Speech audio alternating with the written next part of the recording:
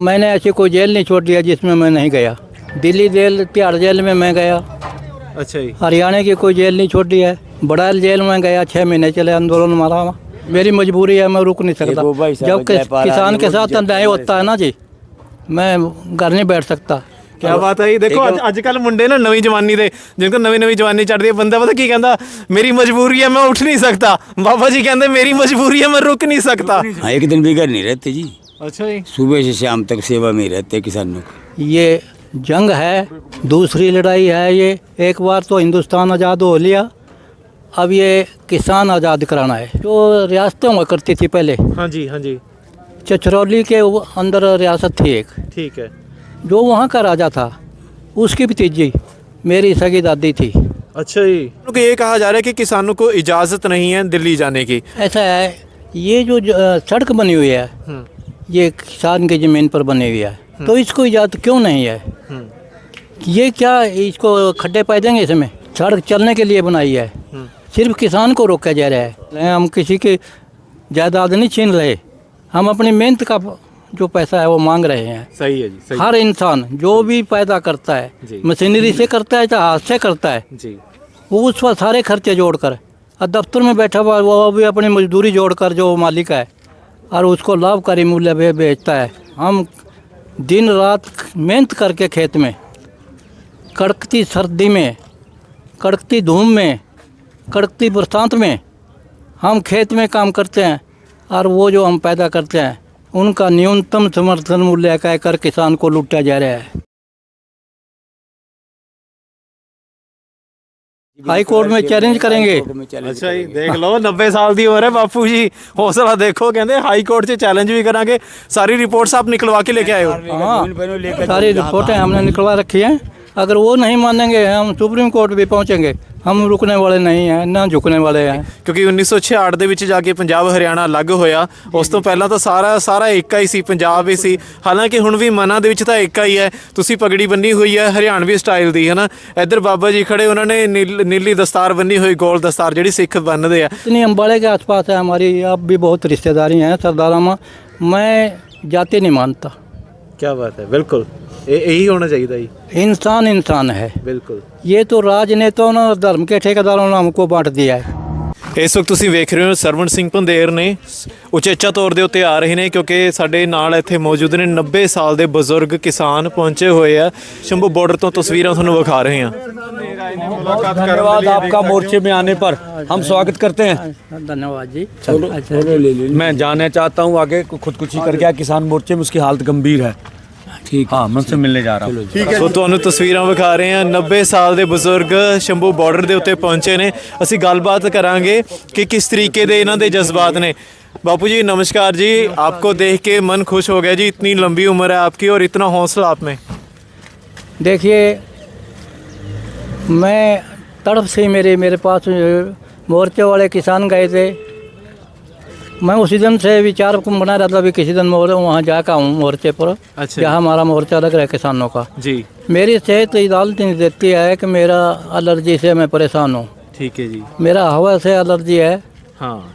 सारा शरीर जो है ना मेरा जी फूट रहा है जी। यहाँ पे ठंड भी बहुत है जी। हाँ जी। फिर भी मैं आपको और मेरे जो बंधु खड़े हैं, मैं इनको विश्वास दिलाता हूँ कि जब तक मेरे दम में दम आए तो मैं किसानों का पूरा साथ दूंगा।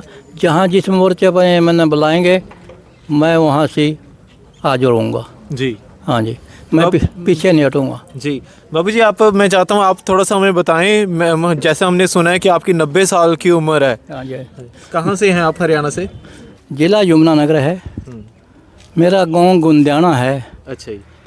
मैं बाबूराम गुंदियाना के नाम से जाना जाता हूँ। ठीक है जी। मेरा पूरा हरियाणा, पंजाब, यूपी, राजस्थान, मध्य प्रदेश सभी किसान जानते हैं मैंने। मेरा जन्म है जी 6 अप्रैल 1934 का। अच्छा जी, क्या बात है। फिर तो आपने वो संघर्ष भी देखा है जिस संघर्ष ने इस देश को आज़ादी दिलाई थी। ऐसा है जी, संघर्ष में मेरा पूरा जीवन जो है ना किसान की सेवा में लगा है जी। मैं 10-12 बार तो जेल जा चुका हूँ। अच्छा जी। हाँ जी, किसानों के लिए जहाँ मोर्चा लगाने थे वो उठा के अंदर कर देते, तो हमने कभी जमानत नहीं कराई है। अच्छा जी। हाँ जी, हाँ जी। मानत नहीं हुई कभी। ठीक है। ऐसी छोड़ मैंने ऐसी कोई जेल नहीं छोड़ दिया जिसमें मैं नहीं गया।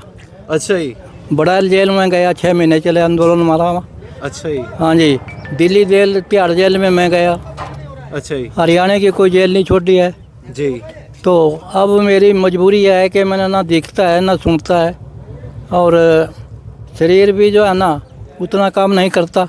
लेकिन मैं ਬਜ਼ੁਰਗੋ ਤੁਹਾਨੂੰ ਇੱਕ ਗੱਲ ਕਹਾਂਗਾ, ਤੁਸੀਂ ਕਿਹਾ ਕਿ ਮੈਨੂੰ ਚੰਗੀ ਤਰ੍ਹਾਂ ਦਿਖਦਾ ਨਹੀਂ ਨਾ ਸੁਣਦਾ ਹੈ ਚੰਗੀ ਤਰ੍ਹਾਂ, ਲੇਕਿਨ ਜੋ ਤੁਸੀਂ ਮਹਿਸੂਸ ਕਰਦੇ ਹੋ ਉਹ ਕਿਤੇ ਵੱਧ ਹੈ ਦੇਖਣ ਤੇ ਸੁਣਨ ਨਾਲੋਂ। महसूस ये करे कि ये जो नारे लगाते हैं राजनेता लोग, किसान रीढ़ की हड्डी है, देश का अन्नदाता है, निर्माता है, ये खोखले नारे झूठ बोलकर हमारे से वोट ले जाते हैं। और उसके बाद मैं तो ये कहूँगा सरदार जी कि ना हम सड़क रोकें ना हम रेल रोकें। जो लोग हमने अपने सेवक बना कर भेजे हैं MP MLA, हम उनके द्वार बैठे जाके वही कानून हमारे खिलाफ बनाते हैं जी। तो मेरा कहना और मानना यह है कि जब तक हम ऐसा नहीं करेंगे तब तक ये लोग बाज नहीं आएंगे और ना ही हम ना कुछ देंगे। हम पर रेल रोकते हैं, हम सड़क रोकते हैं, जनता परेशान होती है। बिल्कुल। तो इससे बेहतर यह है कि जो लोग हमने अपनी सेवा के लिए भेजे हैं, हमारे हकों की लड़ाई, उस वक्त तो कहते हैं अभी सेवा का मौका दीजिए जी। बिल्कुल। और ये सेवा के बजाय उस वक्त वोट वोटोर कर हमारे MP MLA बनकर फिर 4.5 साल हम टोते फिरते हैं। अभी हमने MP बना के भेजा है पार्लियामेंट में, हमने MLA भेजा है हमारे हितों की रक्षा करेगा, जी। फिर ये हमारे को मिलने नहीं देते। जो उनके चाहता है उनको कहते हैं भैया तुम भी लूटो और हमारे लिए भी लूट मार करके हमारे को भी हमारी तिजोरियाँ भरो। तो यह है कि किसान की हालत बहुत बुरी है। रीढ़ की हड्डी बताते हैं कि देश का किसान जो है ना आज मरने के कगार पर खड़ा है। इसके पास कुछ नहीं है, क्योंकि जो हम पैदा करते हैं उसका हमने सही मूल्य नहीं मिलता। हाल जो लोग दूसरे कुछ पैदा करते हैं वो सारा सामान का हिसाब किताब जोड़कर और उस पर मुनाफा लेकर बेचते हैं। हमारा जो है ना भारी खेती जो है ना वो घाटे की सौदा है। इसलिए ਬਾਬਾ ਜੀ ਪਾਣੀ ਵੀ ਬੋਤਲਾਂ 'ਚ ਮਿਲਣ ਲੱਗ ਗਿਆ, ਆਟਾ ਅਸੀਂ ਦੇਖਦੇ ਹਾਂ ਆਟਾ ਵੀ ਥੈਲੀਆਂ 'ਚ ਮਿਲਣ ਲੱਗ ਗਿਆ ਬਾਜ਼ਾਰਾਂ ਦੇ ਵਿੱਚ। फायदा कंपनियां चेक करिए। ਅਸੀਂ ਜੇ किसानों की गल करिए जी, ये कहा जा रहा है कि किसानों को इजाज़त नहीं है दिल्ली जाने की, तो इस चीज़ को आप कैसे देख रहे हैं कि किसानों को? देखिए जी, ऐसा है ये जो सड़क बनी हुई है ये किसान की ज़मीन पर बनी हुई है, और किसान देश का निर्माता है, अन्नदाता है जी। तो इसको इजाज़त क्यों नहीं है? ये क्या इसको खड्डे पाए देंगे इसमें? ये जाने के लिए तो बनाई है। दूसरे लोग तो भी जा रहे हैं, किसान अपनी बात रखेंगे, उनकी समझ में आए, उनको आश्वासन दे दें, उनका फैसला मान लें, नहीं आए तो वापस आ जाएंगे। इसमें क्या दिक्कत है जी? पहले तो कहा जा रहा था कि ट्रैक्टर नहीं लेके जाने, गाड़ियाँ नहीं लेके जानी, लेकिन अब किसान पैदल जा रहे हैं तो पैदल भी उनको इजाज़त नहीं मिल रही। देखो बात यह है जी, सड़क चलने के लिए बनाई है, सिर्फ किसान को रोका जा रहा है और तो सारा जनता चल रही है। तो ये अन्याय है किसान के साथ, और जब तक ये अन्याय करते रहेंगे तो किसान पीछे नहीं हटेंगे। ये अपनी बात मनवा के तभी पीछे हटेंगे। ये जंग है, दूसरी लड़ाई है ये। एक बार तो हिंदुस्तान आज़ाद हो लिया, अब ये किसान आज़ाद कराना है। अच्छा जी। हाँ जी, हम जो है ना अपने हक के लिए लड़ रहे हैं, हम किसी का हक नहीं छीन रहे हैं। क्या बात है। हाँ जी, सही है। तो मेरा कहना और मानना यह है कि जब तक ये हमारे को लाभकारी मूल्य है, हमारे पास रिपोर्ट है, आपको दिखाएं? अच्छा अभी? रिपोर्ट हाँ जी, लेके आए उन्होंने? हाँ, अच्छा जी। गन्ने के बारे में हमें रिपोर्ट ले रखी है। अच्छा जी। हम लड़ाई लड़ रहे हैं, केन पॉलिसी निकलवा रखी है, हाई कोर्ट में चैलेंज करेंगे। अच्छा जी, देख लो 90 साल की उम्र है बापू जी, हौसला देखो। कहते हाई कोर्ट से चैलेंज भी करांगे। सारी रिपोर्ट्स आप निकलवा के लेके आए हो? हाँ, सारी रिपोर्टें हमने निकलवा रखी हैं। हाँ, अगर हमारे को नहीं यह हमारा हक देंगे, लाभकारी मूल्य नहीं देंगे, तो हम हाई कोर्ट पहुँचेंगे। अगर वो नहीं मानेंगे हम सुप्रीम कोर्ट भी पहुँचेंगे। हम रुकने वाले नहीं हैं ना झुकने वाले हैं। क्या बात है, क्या बात है। हौसला देखो जी 90 मैं तो साल। मेरी गड्डी लेकर चले जाऊँ पर रोज कहीं ना कहीं जाम डेली। अच्छा जी, हाँ, एक दिन भी घर नहीं रहते जी। अच्छा जी, सुबह से शाम तक सेवा में ही रहते किसानों की। क्या बात है। मैं हम रुक घर नहीं नहीं सकता रहते जी, हैं। मेरी मजबूरी है, मैं रुक नहीं सकता। देखो भाई साहब, जब जयपाल किसान के आदमी साथ वो अन्याय होता है ना जी, मैं घर नहीं बैठ सकता। क्या बात है जी। देखो ਅੱਜ ਕੱਲ ਮੁੰਡੇ ਨਾ ਨਵੀਂ ਜਵਾਨੀ ਦੇ ਜਿनको ਨਵੀਂ ਜਵਾਨੀ ਚੜਦੀ ਹੈ, ਬੰਦਾ ਪਤਾ ਕੀ ਕਹਿੰਦਾ, ਮੇਰੀ ਮਜਬੂਰੀ ਹੈ ਮੈਂ ਉੱਠ नहीं सकता। बाबा जी कहते मेरी मजबूरी है मैं रुक नहीं सकता। नहीं सकते जी, हमारी मेरी भी यही आदत है। 20-25 साल हो गए मनुष्य सेवा ठीक है। करते हैं। मैंने ना देखता है ना सुनता है और एलर्जी से बड़ा परेशान हूँ। रात को 2-3 घंटे नींद आती है, ज़्यादा नहीं आती, पर फिर भी मेरा ये है कहना और मानना, जब तक किसान का हक नहीं मिले, लाभकारी मूल्य नहीं मिलेगा, तब तक हम चैन से नहीं बैठेंगे। अपना हक का लें, हम किसी की जायदाद नहीं छीन रहे, हम अपनी मेहनत का जो पैसा है वो मांग रहे हैं। सही है जी, सही हर इंसान जो भी पैदा करता है, जी। मशीनरी से करता है चाहे हाथ से करता है, जी। वो उस पर सारे खर्चे जोड़कर, और दफ्तर में बैठा हुआ वो भी अपनी मजदूरी जोड़कर जो मालिक है और उसको लाभकारी मूल्य पे बेचता है। हमारा जो हम दिन रात मेहनत करके खेत में, कड़कती सर्दी में, कड़कती धूप में, कड़कती बरसात में हम खेत में काम करते हैं और वो जो हम पैदा करते हैं उनका न्यूनतम समर्थन मूल्य कहकर किसान को लूटा जा रहा है। तो इसलिए किसान जब तक इकट्ठा नहीं होगा तो इसको मिलने वाला कुछ नहीं है। मैं भाइयों से अपील करता हूँ, सभी किसानों से, कि वो एकजुट हो जाएं और अपना के लिए लड़ाई में के मैदान में पहुँचें और भाइयों का साथ दें जो आज यहाँ 11 महीने से बैठे हैं। जी बाबा जी, ਅਖੀਰ 'ਚ ਮੈਂ ਇੱਕ ਵਾਰ ਜ਼ਰੂਰ ਪੁੱਛਣਾ ਚਾਹਾਂਗਾ, ਕਿਉਂਕਿ ਤੁਸੀਂ ਇੱਕ ਪ੍ਰਤੀਕ ਹੋ ਏਕਤਾ ਦੇ, ਕਿਉਂਕਿ 1966 ਦੇ ਵਿੱਚ ਜਾ ਕੇ ਪੰਜਾਬ ਹਰਿਆਣਾ ਅਲੱਗ ਹੋਇਆ। ਉਸ ਤੋਂ ਪਹਿਲਾਂ ਤਾਂ ਸਾਰਾ ਏਕਾ ਹੀ ਸੀ, ਪੰਜਾਬ ਹੀ ਸੀ। ਹਾਲਾਂਕਿ ਹੁਣ ਵੀ ਮਨਾਂ ਦੇ ਵਿੱਚ ਤਾਂ ਏਕਾ ਹੀ ਹੈ। ਤੁਸੀਂ ਪਗੜੀ ਬੰਨੀ ਹੋਈ ਹੈ ਹਰਿਆਣਵੀ ਸਟਾਈਲ ਦੀ, ਹੈ ਨਾ।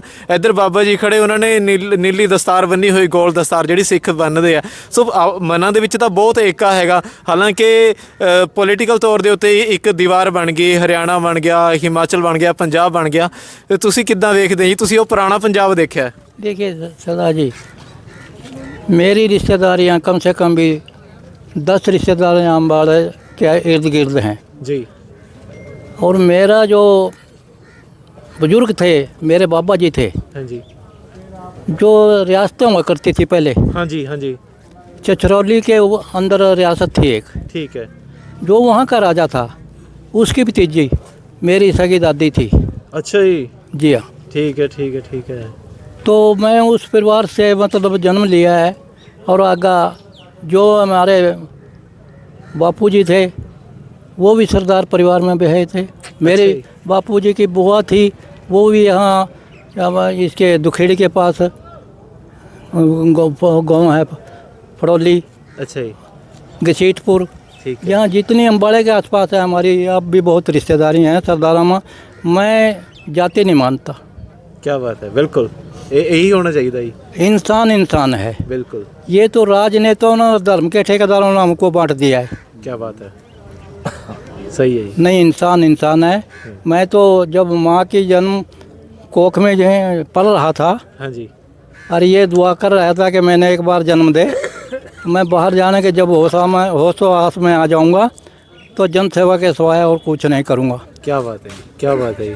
और आज भी मैं 14 साल का था जब से मैं सेवा में लगा हुआ हूँ, जन सेवा में, किसान सेवा में, और आज भी मैं 90 साल का हो चुका हूँ। आज भी मेरा मन ये है कि मैं किसान के लिए अगर कोई कुर्बानी देनी पड़ी तो मैं तैयार हूँ। क्या बात है जी। सिजदा जी थोड़ी सोच नु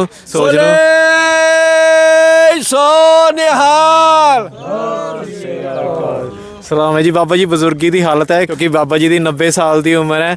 ਅਸੀਂ ਸਿਜਦਾ ਕਰਦੇ ਹਾਂ ਜੀ ਇਹਨਾਂ ਨੂੰ। ਸੋ ਇਸ ਤਰੀਕੇ ਦੀਆਂ ਸ਼ਖਸੀਅਤਾਂ ਮਿਲ ਪੈਂਦੀਆਂ ਨੇ ਜੀ। ਸ਼ੰਭੂ ਬਾਰਡਰ ਤੋਂ ਤੁਹਾਨੂੰ ਤਸਵੀਰਾਂ ਵਿਖਾ ਰਹੇ ਹਾਂ। ਉਮੀਦ ਕਰਦੇ ਹਾਂ ਕਿ ਅੱਜ ਦੀ ਮੁਲਾਕਾਤ ਬਾਪੂ ਜੀ ਦੇ ਨਾਲ ਜੋ ਅਸੀਂ ਕੀਤੀ ਹੈ ਤੁਹਾਨੂੰ ਬਹੁਤ ਚੰਗੀ ਲੱਗੀ ਹੋਵੇਗੀ। ਤੇ ਵੀਰ ਜੀ ਦਾ ਵੀ ਧੰਨਵਾਦ ਜਿਹੜਾ ਇਸ ਵਕਤ ਮੇਰਾ ਕੈਮਰਾ ਸਾਂਭ ਰਹੇ ਨੇ। ਧੰਨਵਾਦ ਸਾਰਿਆਂ ਦਾ।